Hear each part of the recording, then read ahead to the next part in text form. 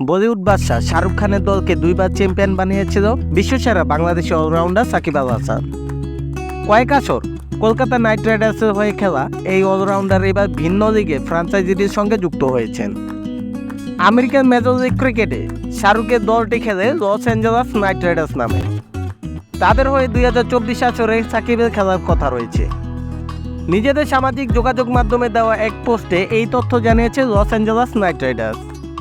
আন্তর্জাতিক ক্রিকেটার হিসেবে Shakib Al Hasan LA night রাইডার্সের সঙ্গে 2024 মেজর লিগ ক্রিকেটের সঙ্গে যুক্ত হয়েছেন।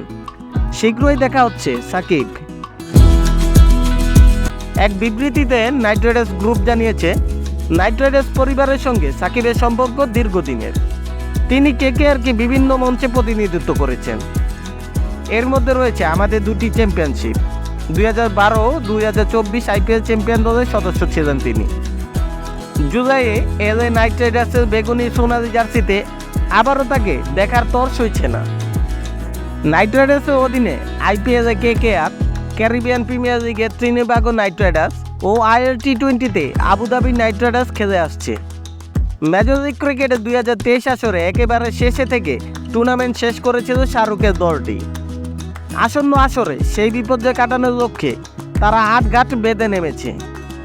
তারই একটি নমুনা পরিবারের পুরনো সদস্য সাকিবকে নতুন করে দলে ফেরানো।